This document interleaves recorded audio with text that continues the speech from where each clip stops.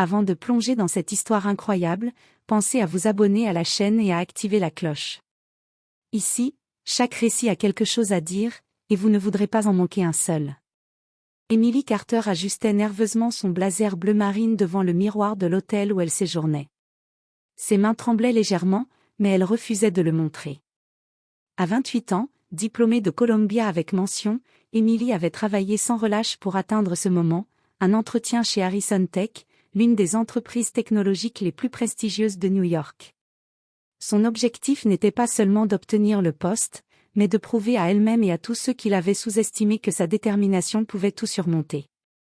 Michael Carter, son mari, milliardaire discret et investisseur stratégique, avait insisté pour qu'elle reste concentrée et confiante. Il savait que David Harrison, le PDG charismatique mais inflexible, pouvait être cruel avec les candidats. Michael avait donc pris soin de rappeler à Emily que sa valeur ne dépendait pas du jugement des autres, mais de sa propre force et de son intelligence. Emily entra dans le hall imposant de Harrison Tech, décoré de marbre et de verre scintillant, et sentit l'énergie presque palpable de l'entreprise. Chaque pas vers l'ascenseur lui faisait battre le cœur plus vite. Elle prit une grande inspiration avant de franchir la porte du bureau de David Harrison. Dès qu'elle entra, la tension monta. David Harrison, assis derrière son immense bureau en acajou, leva les yeux vers elle avec un mélange de dédain et d'impatience. Il était connu pour son exigence extrême et sa sévérité publique. Sans même un salut, il lâcha. L'argot de Haki. Le monde sembla s'arrêter pour Emily. Les employés présents la fixaient, certains avec curiosité, d'autres avec un amusement cruel. Le visage d'Emily devint rouge de honte et de colère. Chaque mot de ce PDG résonnait comme un coup de tonnerre. Elle était humiliée devant tout le monde, et son rêve de carrière semblait s'écrouler en un instant. Elle se retira de la salle, le cœur lourd, mais la tête haute. À l'extérieur, elle envoya un message rapide à Michael, « Ils m'ont humiliée. Je ne sais pas quoi faire. » Michael, assis dans son bureau privé avec vue sur Central Park, sentit une colère froide et précise monter en lui. La femme qu'il aimait avait été bafouée, et il savait qu'il pouvait transformer cette injustice en leçon inoubliable pour tous ceux qui avaient osé la rabaisser.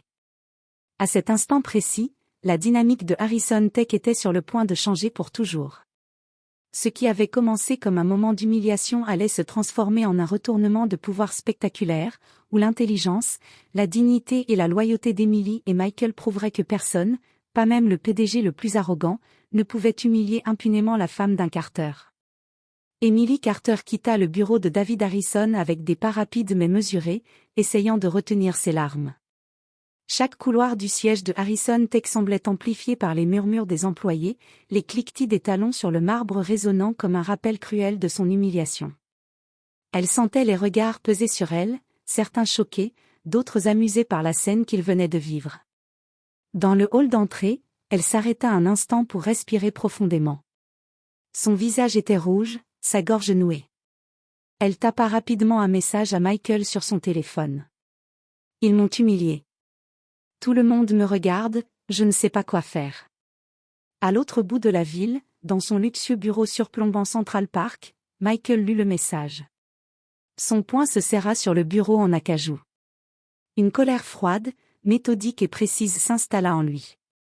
Emily, sa femme, avait été humiliée par un homme arrogant qui ne connaissait pas la véritable portée de son pouvoir. Et Michael savait exactement comment y répondre. Sans perdre une seconde, il convoqua ses avocats et ses assistants les plus fiables.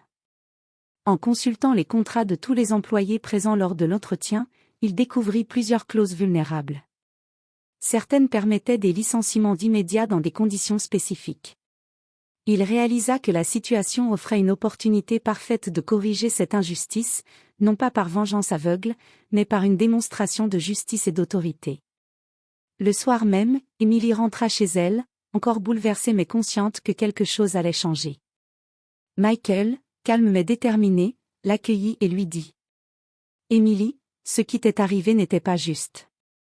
Mais demain, tu verras que la dignité et le respect finissent toujours par triompher. » Emily le regarda, incertaine mais pleine d'espoir. Elle savait que son mari n'était pas un homme impulsif, il préparait une réponse qui serait mesurée, implacable et parfaite. Et elle sentit, pour la première fois depuis l'entretien, qu'elle n'était plus seule dans cette humiliation. La nuit tombée, Harrison Tech continuait son agitation quotidienne, inconsciente que sa hiérarchie et ses employés allaient bientôt vivre un bouleversement qu'aucun d'eux n'avait anticipé. La femme qu'ils avaient ridiculisée avait, sans le savoir, déclenché une tempête silencieuse qui allait tout changer. Le lendemain matin, Harrison Tech semblait normal en apparence. Les couloirs brillants et les bureaux luxueux étaient comme chaque jour, mais une tension invisible flottait dans l'air. Michael Carter entra dans le siège de l'entreprise, impeccablement habillé, avec une expression calme mais implacable. Ses pas résonnaient sur le marbre, et chaque employé qu'il croisait sentit instinctivement qu'une tempête était sur le point de frapper. David Harrison, le PDG arrogant qui avait humilié Emily la veille, fut le premier à remarquer sa présence. Il leva les yeux de son bureau et sentit une inquiétude inhabituelle l'envahir. Michael, mari d'Emily et investisseur majeur de l'entreprise, se tenait là, son regard glacial posé sur lui. « David, peux-tu m'accorder un moment ?» demanda Michael d'une voix calme, presque douce, mais chaque mot semblait peser une tonne. David, incapable de masquer son malaise, acquiesça. Dans le bureau privé, Michael ferma la porte et sortit des dossiers épais. Il montra à David les clauses contractuelles et la vulnérabilité de plusieurs employés, révélant qu'il avait le pouvoir de révoquer immédiatement ceux qui avaient participé à l'humiliation d'Emily. « Tu vois, David, humilier quelqu'un devant tout le monde a des conséquences. Et dans ce cas précis, tes propres employés vont devoir en subir le prix, » dit Michael, son ton calme contrastant avec la gravité de la situation. Quelques heures plus tard, une annonce interne secoua Harrison Tech, plusieurs directeurs, assistants et employés impliqués dans l'entretien furent licenciés sur le champ. Les bureaux autrefois rieurs et arrogants se vidèrent dans un silence pesant. Le bruit des claquements de portes résonnait comme un rappel brutal que la hiérarchie venait de changer. David Harrison, blême et abasourdi, réalisait enfin l'ampleur de l'erreur qu'il avait commise. L'humiliation qu'il pensait être anodine avait déclenché une réaction en chaîne qu'il ne pouvait plus contrôler. Michael avait transformé la honte d'Emily en un acte de justice implacable, démontrant que le pouvoir sans discernement se retourne toujours contre celui qui l'exerce. Emily, témoin silencieux de cette riposte, sentit un mélange de soulagement et de fierté. Ce qu'elle avait vécu comme une humiliation dévastatrice devenait maintenant la preuve tangible de la force, de la loyauté et de la justice que son mari incarnait. Elle savait que ce n'était que le début d'un changement profond dans l'entreprise, un changement où le respect et la dignité reprendraient leur place légitime. Quelques semaines après la tempête provoquée par Michael, Harrison Tech était méconnaissable. Les rires moqueurs et les murmures méprisants avaient disparu, remplacés par une atmosphère de concentration et de respect. Emily Carter, autrefois simple candidate humiliée, se voyait offrir un rôle stratégique par Michael, elle deviendrait conseillère principale sur les projets innovants, un poste qui lui permettrait d'influencer directement les décisions de l'entreprise. Emily accepta avec détermination, non par désir de revanche, mais pour montrer que compétence et dignité pouvaient triompher là où l'arrogance avait échoué. Ses premiers jours furent intenses. Elle étudia chaque dossier, chaque projet en cours, identifiant les faiblesses et proposant des solutions audacieuses. Son approche analytique et son sens inné du leadership firent rapidement de l'effet, les employés restants commencèrent à la respecter, et même ceux qui avaient douté d'elle furent impressionnés par sa maîtrise et sa clarté. David Harrison, autrefois tout-puissant, avait été rétrogradé à un poste consultatif.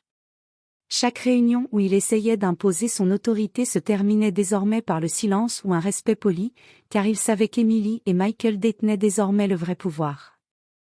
L'humiliation qu'il avait infligée avait été transformée en leçon.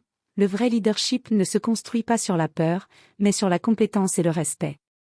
Un après-midi, Emily organisa une réunion majeure avec l'équipe technique.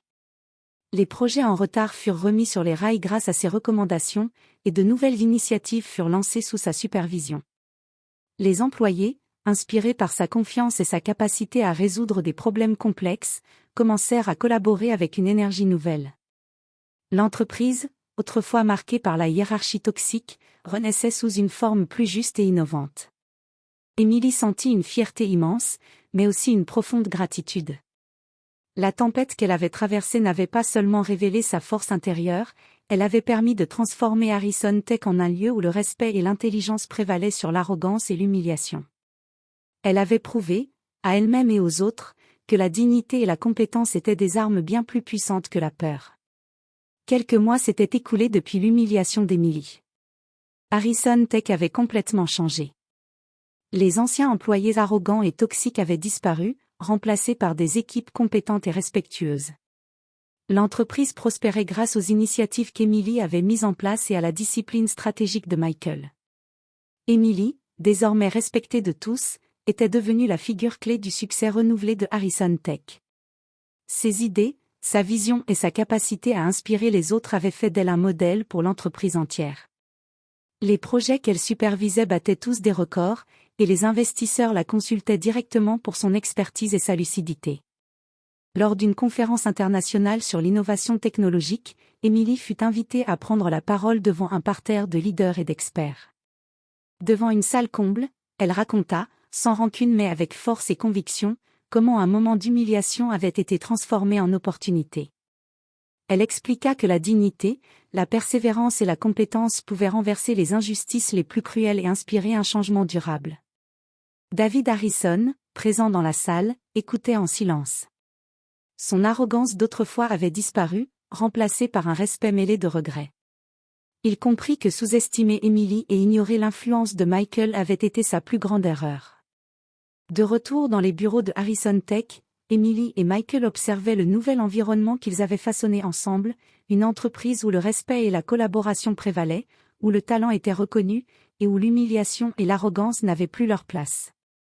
Emily sourit, réalisant que ce moment d'humiliation avait été le catalyseur de sa véritable réussite. Elle et Michael avaient transformé une injustice personnelle en une leçon universelle.